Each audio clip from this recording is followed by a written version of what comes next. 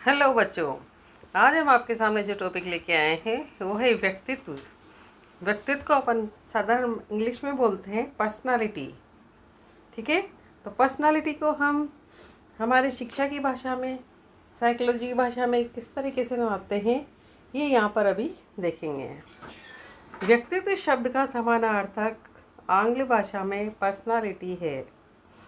क्या है? व्यक्तित्व शब्द का समानार्थक आंग्ल भाषा में पर्सनालिटी है, जो लैटिन शब्द पर्सोना से बना है, जिसका तात्पर्य मुखौटा या नकली चेहरा। किससे बना है ये? पर्सोना से बना है। इसका तात्पर्य होता है मुखौटा या नकली चेहरा। अतः इस अर्थ में व्यक्तित्व बाह्य रूप रंग है। यदि हम इसी तरह से डेफिनेशन निकालते हैं तो क्या निकलता है? व्यक्तित्व के बाह्य रूप रंग है। आगे चलते हैं। व्यक्तित्व का शाब्दिक अर्थ बाह्य रूप रंग है। ठीक है, यदि इस शब्द के अनुसार हम डेफिनेशन निकालते हैं तो निकलती है कि व्यक्तित्व का शाब्दिक अर्थ क्या है? बाह्य रंग रूप, क्योंकि इस पर्सोना का मतलब होता है मुखौटा या नकली चेहरा। ठीक है, लेकिन हमें पर्सनालिटी के बारे में पूरा पढ़ना है तो हम आगे और जानकारी लेंगे। किंतु बाह्य रूप रंग को व्यक्तित्व का आधार मान लेने पर कई महान व्यक्तित्व जिनका बाह्य रूप रंग अनाकर्षक है इस श्रेणी से बाहर निकल जाते हैं। यदि अपन बाहर जो अपने को एक बार में दिखाई दे रहा है उसी को सब कुछ मान लेते हैं कि जो दिखाई दे रहा है या बहुत सुंदर है या बहुत कुरूप है ना। उनके चेहरे से और शरीर को देखकर ही यदि हम अंदाज़ा लगाएंगे व्यक्तित्व का, तो ऐसे बहुत से व्यक्ति हैं जिनका रूप रंग अच्छा नहीं है लेकिन वो बहुत महान रहे हैं। ठीक है ना, तो वो इस श्रेणी से बाहर हो जाएंगे। इस श्रेणी से बाहर निकल जाते हैं तब व्यक्तित्व में आंतरिक गुणों व अवगुणों का समावेश भी जरूरी है। तो व्यक्तित्व में क्या होना चाहिए फिर? क्योंकि आंतरिक गुण अवगुण सब कुछ होना चाहिए, सबको लेकर व्यक्तित्व का देखना चाहिए कि व्यक्तित्व क्या होता है।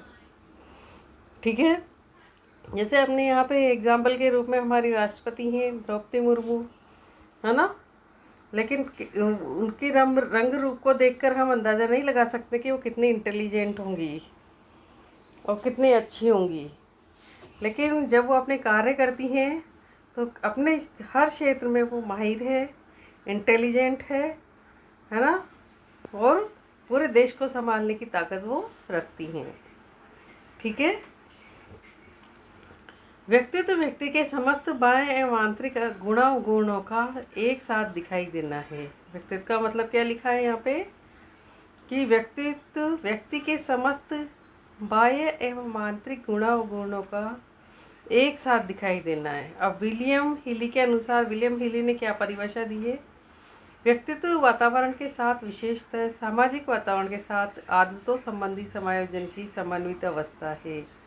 ये कह रहा है कि व्यक्तित्व क्या है कि सामाजिक वातावरण के साथ आदतों संबंधी समायोजन की समन्वित अवस्था है। जो व्यक्ति की आदतें होती है इससे उसका पता चलता है, तो उसको ये बोल रहा है कि उनको समायोजन की समन्वित अवस्था है। ठीक है, अब आगे देखते हैं डेफिनेशन।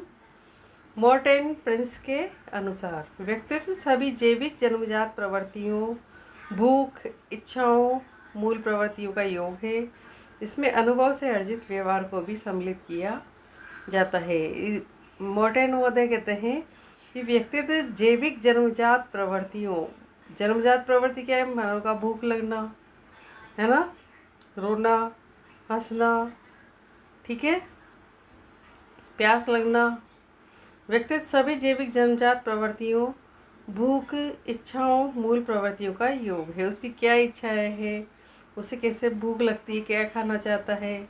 इसमें अनुभव से अर्जित व्यवहार को भी सम्मिलित किया जाता है ना। उसने अनुभव के द्वारा क्या क्या सीखा वो भी उसके व्यक्तित्व को निर्धारित करता है। आगे डेफिनेशन देखते हैं। वुडवर्थ के अनुसार व्यक्तित्व से उस व्यवहार का बोध होता है जो किसी को प्रिय लगता है और किसी को अप्रिय। हो सकता है किसी की कोई बात हमें अच्छी न लगी हो, लेकिन किसी और व्यक्ति को उसकी वही बात अच्छी लग गई हो। ठीक है ना, तो व्यक्तित्व से उस व्यवहार का बोध होता है जो किसी को प्रिय लगता है और किसी को अप्रिय। ये किसने दी थी? वुडवर्थ के अनुसार। अब देखते हैं बोरिंग के अनुसार। व्यक्तित्व वातावरण के साथ सामान्य व स्थायी समायोजन है। व्यक्तित्व क्या है? वातावरण के साथ सामान्य व स्थायी समायोजन है। वैलेंटाइन के अनुसार व्यक्तित्व सभी जन्मजात एवं अर्जित प्रवृत्तियों का योग है। व्यक्तित्व क्या है? सभी जन्मजात एवं अर्जित प्रवृत्तियों का योग है। ठीक है। आलपोर्ट के अनुसार व्यक्तित्व व्यक्ति की मनोदैहिक अवस्था का वह गत्यात्मक संगठन है जो वातावरण के साथ उसके अपूर्व अभियोजन का निर्धारण करता है। आलपोर्ट के अनुसार क्या है? व्यक्तित्व व्यक्ति की मनोदैहिक व्यवस्था का वह गत्यात्मक संगठन है जो वातावरण के साथ उसके अपूर्व अभियोजन का निर्धारण करता है।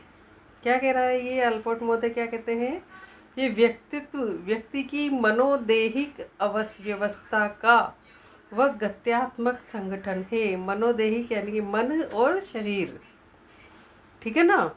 व्यवस्था का वह गत्यात्मक संगठन है जो गति वो करता है, जो कार्य करता है, जो दिखाई वो देता है, जो उसका एडजस्टमेंट है ना। तो मनोदैहिक व्यवस्था का वह गत्यात्मक संगठन है जो वातावरण के साथ उसके अपूर्व अभियोजन का निर्धारण करता है।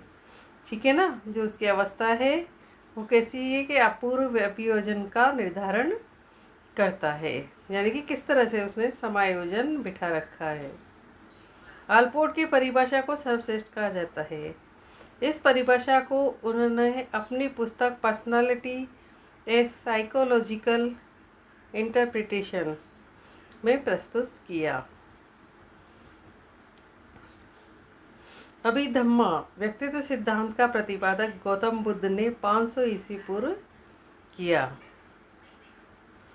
अगला नोट है, श्री अरविंद ने व्यक्तित्व को भौतिक, भावात्मक, बौद्धिक, आध्यात्मिक, अतिमानसिक के पदानुक्रमिक रूप में विभाजित किया। अरविंद ने क्या किया?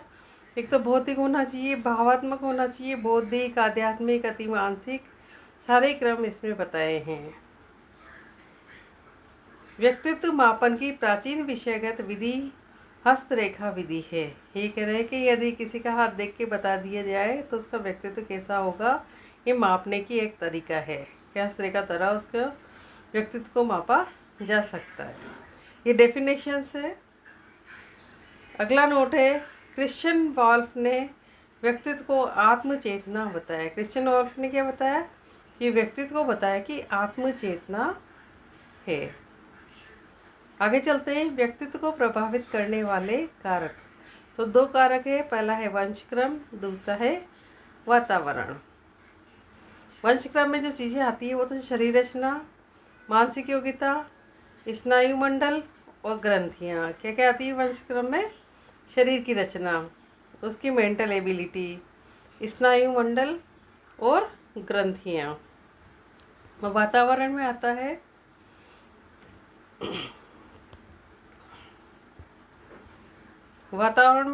भौतिक वातावरण, सामाजिक वातावरण, सांस्कृतिक वातावरण, धर्म, कला, साहित्य, शिक्षा, दर्शन। तो हम देखते हैं वंशक्रम, शरीर रचना, मानसिक योग्यता, स्नायुमंडल और ग्रंथियाँ। ग्रंथियाँ कौन कौन सी? ग्रंथियों के नाम बताते हैं आपको। पेश ग्रंथि, गल ग्रंथि, उपगल ग्रंथि, उपपूरक ग्रंथि, जनन ग्रंथि, तेल ग्रंथि, श्वेत ग्रंथि और दुग्ध ग्रंथि। ठीक है ना। ये वाली ग्रंथियाँ इसमें आती है।